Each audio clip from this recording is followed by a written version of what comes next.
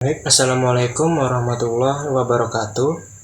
Perkenalkan, nama saya Muhammad Raihan Pangestu dengan NIM 22002115 dengan prodi Administrasi Pendidikan Fakultas Ilmu Pendidikan Universitas Negeri Padang.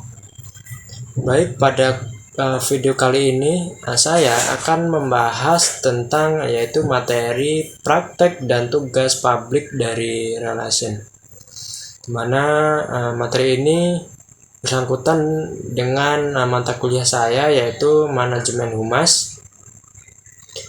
Yaitu langsung saja masuk pada materinya.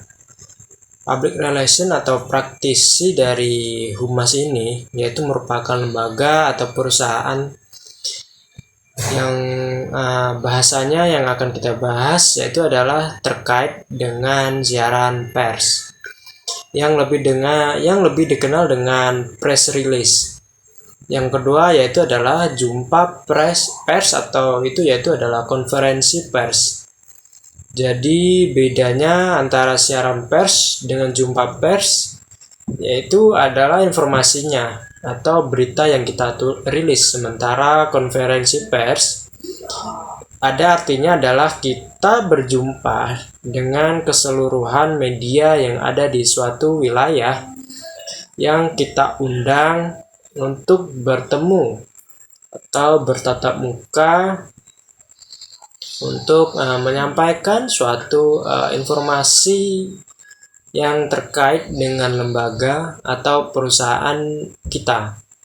Dan soal presentasi, jadi semuanya terkait dengan kemampuan komunikasi tingkat tinggi dari para praktisi PR yang ada di suatu lembaga atau perusahaan maupun lembaga di tempat kita bekerja atau punya kita sendiri.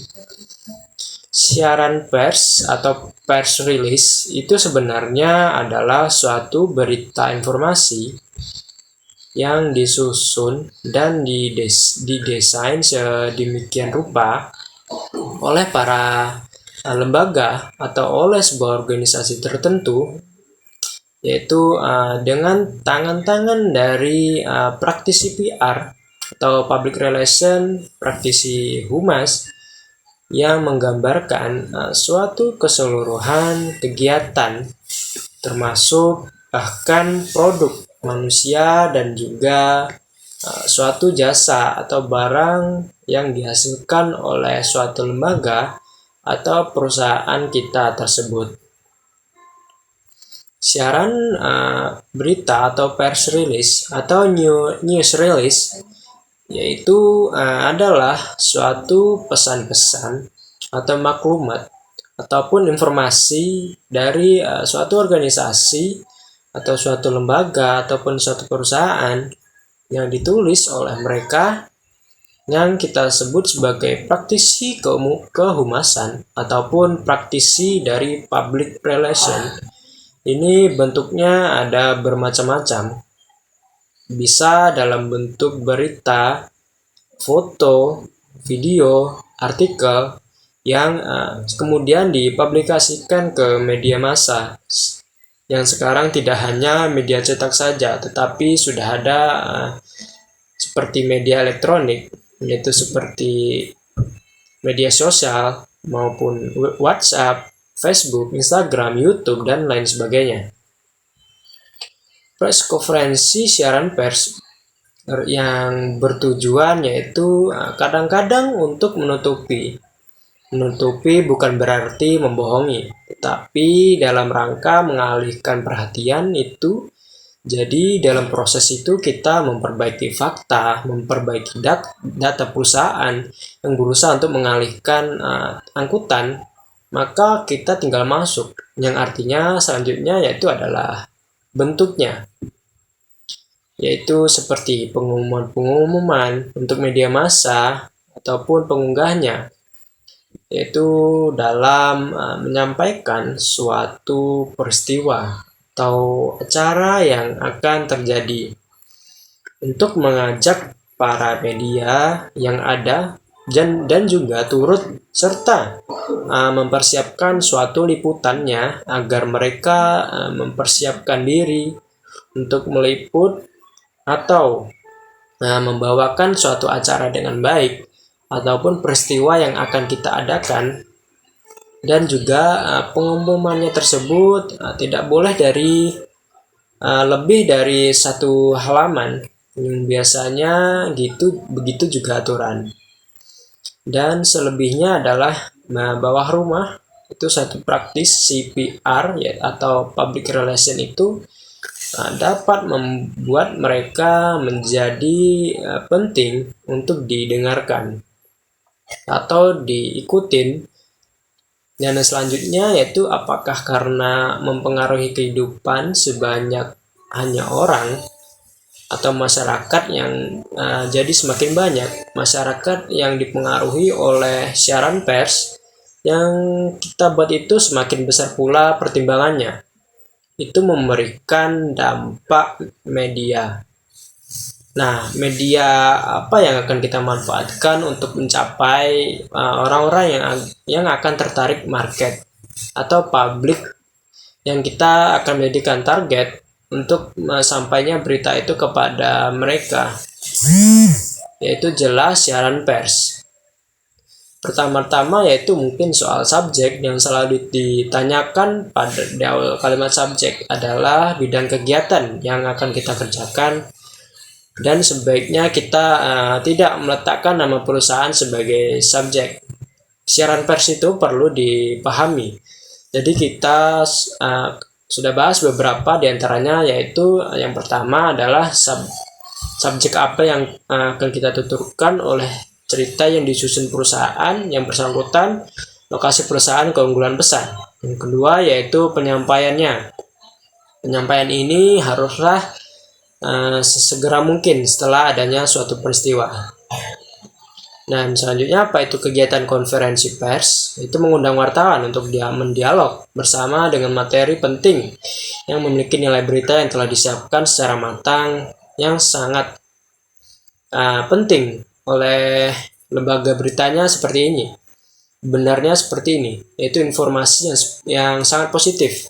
Itu saja pelan, tapi pasti menaikkan citra atau nama baik dari suatu perusahaan atau lembaga. Karena akan dapat menunjang pemasaran dari produk ataupun lembaganya sendiri. Praktisi PR atau lembaga perusahaan yang selanjutnya, yaitu adalah perusahaan bersama. Dengan praktisi PR menunjuk juru bicara, yaitu di depan publik. Persiapan lainnya adalah menyiapkan tempat yang sesuai dengan jumlah tamu atau wartawan, tempatnya yang bisa menyenangkan, lebih gampang dicapai, dan mudah untuk dicapai dan mudah untuk dituju.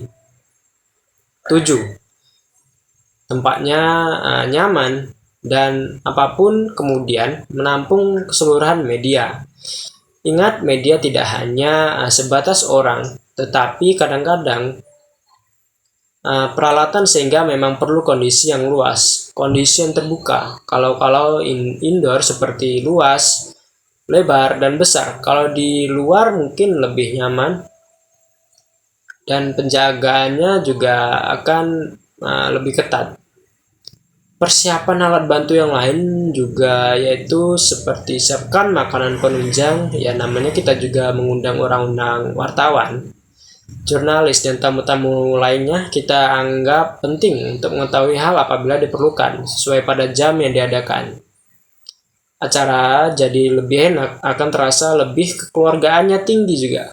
Maka sediakan sekitar atau gimmick lah yang paling tidak souvenir bagi tamu hotel atau bagi jurnalis 20 pun.